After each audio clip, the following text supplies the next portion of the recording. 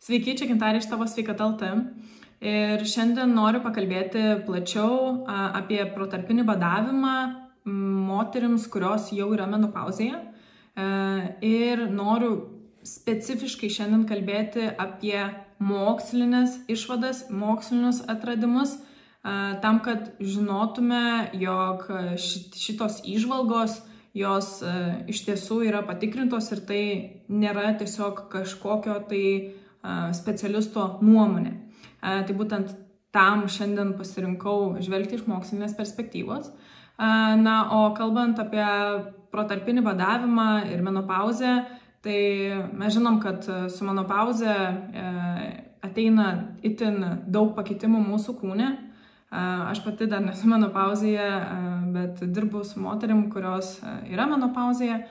Tai realiai žinom, kad pasikeičia labai daug hormonų ir dėl to prasideda ir visokios karščio šalčio bangos ir nuotaikų svyravimai ir pradeda ir augti svoris, pasikeičia jautrumas cukrui kraujyje ir daug kitų dalykų, kurie būdavo anksčiau neįprasti, ar ne? Labai dažnai girdžiu pasakymą, kai buvau jauna, tai man lengvai svoris krisdavo, dabar nebekrenta. Tai yra normalu, nes pasikeičia hormonai. Bet noriu šiandien būtent pakalbėti apie protarpinį badavimą, nes jau yra tikrai nemažai įvairių išvadų, kurios rodo, jog protarpinis badavimas vyresnio amžiaus moterims, kurios jau yra menopauzėje, dažniausiai tai moteris virš 50, kad tai iš tiesų yra naudinga, kas liečia būtent tuos pakitimus, kurie ir atsiranda po menopauzės.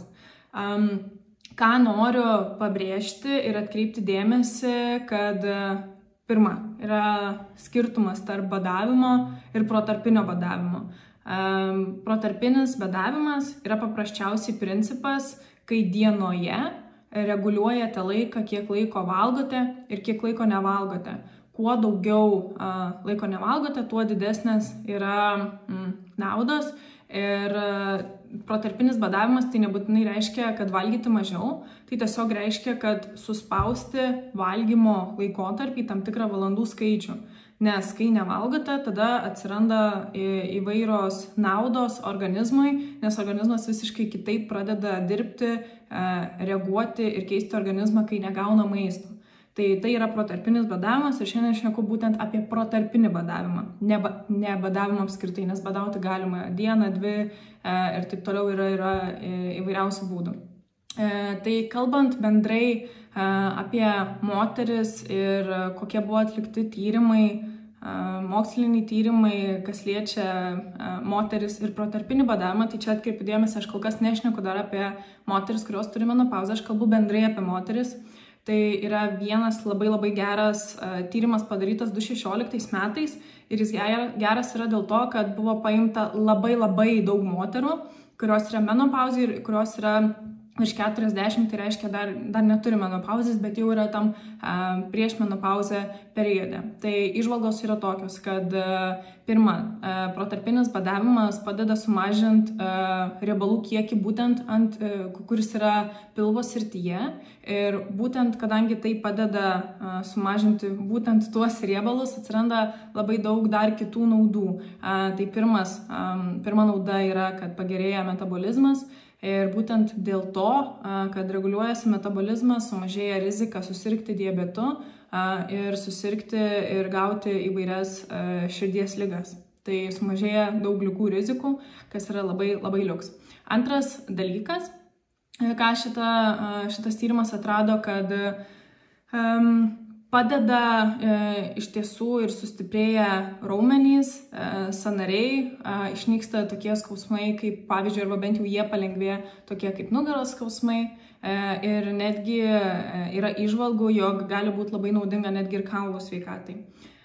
Kita perspektyva, kas buvo atrasta ir labai atkreiptas didelis dėmesys, jog buvo labai didelis progresas ties tam tikromis ligomis, arba bent jau jų rizikos sumažinimui, jų prevencijai ir buvo labai didelis aspektas atkreiptas į tokias ligas kaip netgi vėžys ir augliai. Tai pavyzdžiui, auglių augimas buvo sumažintas, vėžio rizika buvo sumažinta.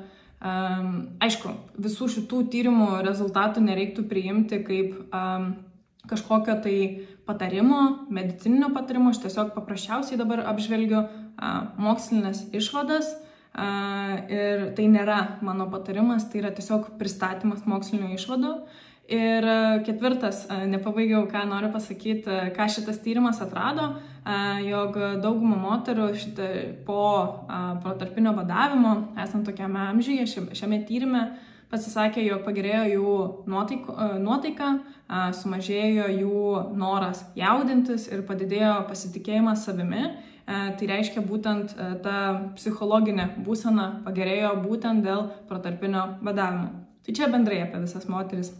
Dabar truputėlį kitaip pradėsiu pasakoti ir pasakosiu punktas po punkto, kas buvo tirta, ką buvo žiūrėta, į kokios sveikatos aspektus buvo žiūrėta, kas liečia moteris, kurioms jau yra virš 50.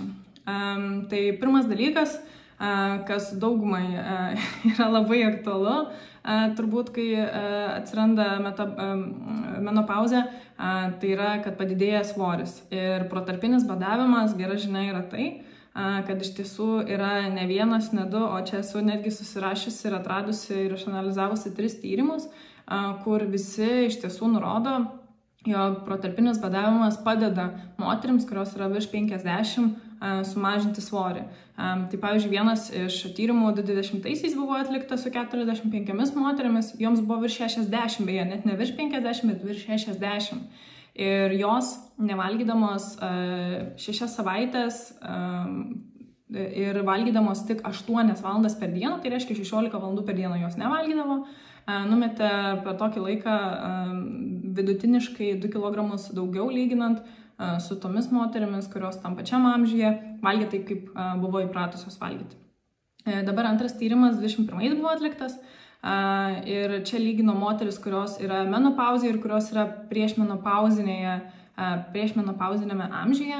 Ir viso buvo 32 dalyviai ir realiai per 8 savaitės, nevalgant jau 18-20 daugmaž valandų, ne 16, 18-20, tai reiškia valgė 4-6 valandas per dieną, jos vidutiniškai numetė 3,3 kg, o tiek viena grupė, tiek kita pagerino dar ir savo metabolizmą. Tai realiai labai dažnas klausimas, ką ir pati sulaukiu, yra, ar jeigu bandysiu protarpinį badavimą ir jau esu menopauzėje, ar dar labiau nesulėtės mano metabolizmas. Tai čia šitas tyrimas būtent ir parodo, kad tiek moteris esančios menopauzėje, tiek prieš menopauzę, jų metabolizmas abiejų pagerėjo ir pagerėjo tais pačiais lygiais. Tai sufleruoja, kad protarpinis badavimas greičiausiai turėtų nepabloginti jūsų metabolizmo, greičiausiai jį dar ir pagerinti. Na, trečias tyrimas 22 metais buvo atliktas, tai vėl 8 savaičių tyrimas buvo ir moteris irgi valgė 4-6 valandas per dieną, tai jos vidutiniškai numetė 3-4% nuo savo kūno masės. Tai pavyzdžiui, jeigu viena iš dalyvių, tarkim, svėrė 80 kg, 4%, nuo to būtų 3,2 kg. Tai tik žinau apie svorio mažinimą, išvada yra tokia, kad yra nemažai tyrimų, kurie labai ryškiai parodo, jog protarpinis badavimas jisai tikrai padeda sumažinti svorį. Galbūt ne tokiais kiekiais, kaip esam įpratę mesti svorį, kur ten kilogramas per savaitę, o ne per kažkiek tai daugiau savaičių. Bet faktas tas, kad protarpinį badavimą yra lengviau pritaikyti ir net ir toks svorio kritimas yra labai sveikas ir naudingas. Gerai, važiuoju prie kitų punktų, nes iš tiesų yra dar ir daugiau, tiesiog norėjau pradėti nuo vieno, kuris labiausiai aktualus yra moterims virš 50. Antras punktas apžvelgia cukraus kiekio kraujyje reguliavimą ir mes žinom su menopauze, kad reakcija į insuliną, į gliukozę pablogėja, dėl to ir diabeto rizika, ir prasčiau jaučiasi, ir prasčiau virškinasi tam tikri maisto produktai, jaučiasi didesnis apsunkimas. Tai iš tiesų, čia užbėgsiu už akių, iš tiesų tai padeda, protarpinis badavimas padeda reguliuoti tą cukraus kiekį kraujyje ir sunormalizuoti insulino lygius.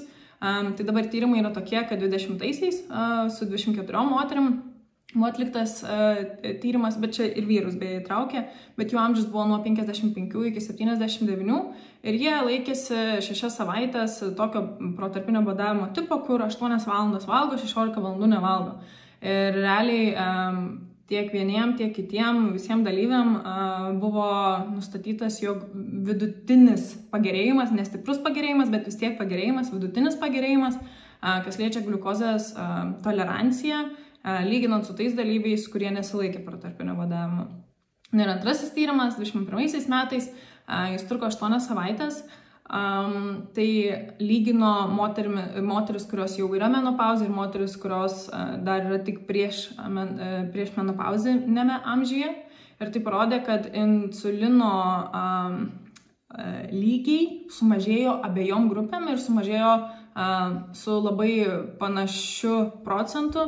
Tai reiškia, kad abi grupės paveikia labai panašiai ir nėra super didelio skirtumo tarp to, ar tu esi prieš menopauzinėme amžiuje ar menopauzinėme. Tai čia išvada yra tokia, kad taip, protarpinis badavimas rodo teigiamus požymius, reguliuoti tą cukraus kiekį kraujyje, mažinti diabeto riziką ir gerinti insulino toleravimą. Taip.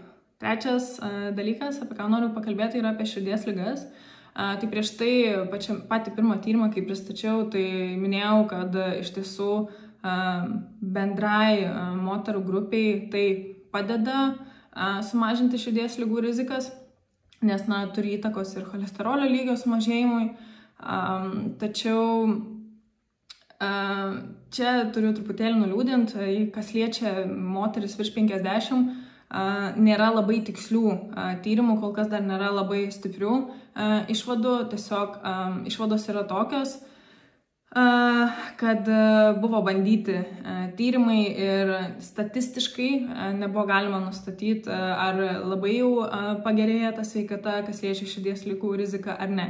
Bet mes žinom iš praeito tyrimo, kuris buvo bendrai moteriams atliktas, kad teigiamų punktų, teigiamų aspektų, kas liečia širdies ligų riziką sumažinimą iš tiesų yra. Bet labai tiksliai tame negaliu apibūdinti, nėra dar super daug tyrimų atlikta, kurie duotų kažkokią tikslesnę išvadą. Dabar kitas dalykas yra augimo hormonas, ir augimo hormonas jis yra labai svarbus, kas liečia metabolizmą, kas liečia kūno sudėjimą, kas liečia ryšį su insulinu, kaip jūsų organizmas jį reaguoja, tai jis yra svarbus. Ir realiai yra tyrimas atliktas, jog bendraja prasme protarpinis badavimas jisai padeda jį pagerinti. Vėl noriu nuliūdinti, nenoriu nuliūdinti, bet tenka nuliūdinti, kad protarpinis badavimas, kas liečia augimo hormoną moteriams virš 50, nebuvo tiksliai atliktas, bet bendraja prasme yra visiems žmonėms teigiamas poveikis, tai greičiausiai gali būti ir jums. Taip, krūties vėžio rizika, mes žinom, kad ji su menopauze iš tiesų padidėja. Tai 22-aisiais tyrimas, šitas tyrimas buvo tiek moterims, kurios yra prieš menopauzę, ir moterims, kurios jau yra menopauzėje. Ir jo išvada buvo tokia, kad sumažėja hormonas vadinamas DHEA, aš nežinau kaip tiksliai lietuviškas atitikmuo, bet žodžiu, tam tikro hormonas, kuris turi įtaką krūties vėžio rizikai, tai būtent šitas hormono lygis buvo sumažintas, tai reiškia, kad teoriškai krūties vėžio rizika, darant protarpinį badavimą moterims virš 40, virš 50, jisai iš tiesų sumažėja, tai yra labai, labai teigiami rezultatai. Ir paskutinis yra psichinė sveikata, gal lietuviškai taip truputėlį stipriai skamba psichinė sveikata, bet ką sakydama psichinė sveikata turiu omenyje, tai yra visi tie aspektai, kokią nuotaiką turime, kiek streso patiriame, visos tos mūsų susikaupimai, visi nerimai, netgi galvos skausmas. Tai psichinė sveikata, kai sakau, turiu omeny visus šitos dalykus. Tai tiesiog vėl virš 50 moteriams tikslių tyrimų būtent tai moterų grupiai nėra atlikta, bet bendraja prasme yra naudinga žinoti, jog yra tyrimai, kurie nurodo, jog protarpinis badavimas moteriams iš tiesų padeda turėti tą geresnę psichinę sveikatą. Tai summa summarum, mokslas vis dar labai stipriai dirba, kas liečia protarpinio badavimo atradimus ir būtent protarpinio badavimo sąsąją su moteriams, kurioms yra menopauzė, kurioms virš 50, bet jau šiandien tai, ką turime, iš tiesų yra labai džiugu, labai naudinga ir iš tiesų yra labai daug naudų, kas liečia menopauzę ir protarpinį badavimą. Aišku, nereiktų žiūrėti protarpinį badavimą kaip į piliulę, kaip į kažkokį vieno laiko kokteilį, kurį išgeri ir viskas iš karto susitvarko ir svoris nukrenta per vieną kartą ir nuotaika gera ir visos ligos, rizikos sumažėja ir taip toliau. Tai mes žinom, kad realiam gyvenime taip nevyksta ir protarpinis badavimas turi būti praktika, jeigu jau užsiimame, reguliari praktika, kad iš tiesų atneštų jums tos rezultatus. Jeigu jūs vieną dieną laikotės protarpinio badavimo, kitą dieną nesilaikot, arba 2 laikotės, vieną nesilaikot, tai tikėtis šių rezultatų, apie ką kalbu, ką mokslas atrado, būtų truputėlį naivu. Tai reiškia, kad, ką noriu pasakyti, kad jeigu pasiryžtat, reiškia išlaikot reguliarumą, tam, kad užtikrintumėt, jog tos sveikatos naudai iš tiesų pas jūs ateis, nes net ir matot iš tyrimų, ką pristačiau, tyrimai visi trunka bent 6-8 savaitės, tai reiškia, kad jeigu vieną dieną ar vieną savaitę to pasilaikot, jums rezultatų tokių, ką šiandien aptariau, taip pat nereikėtų tikėtis. Ačiū labai už jūsų dėmesį, beje noriu priminti, kad turime protarpinio badavimo programą lietuviškai, kur yra visa informacija, kaip laikytis protarpinio badavimo saugiai, kad savo nepakenktumėt, kad gerai jaustumėtės, su įvairiais priedais, įskaitant ir mitybos planus. Čia buvo Gintarė iš Sveikata.lt ir ačiū labai, kad žiūrit, kad reaguojat ir man labai džiugu jums pristatyti tokią džiugį informaciją šiandien. Gražios dienos.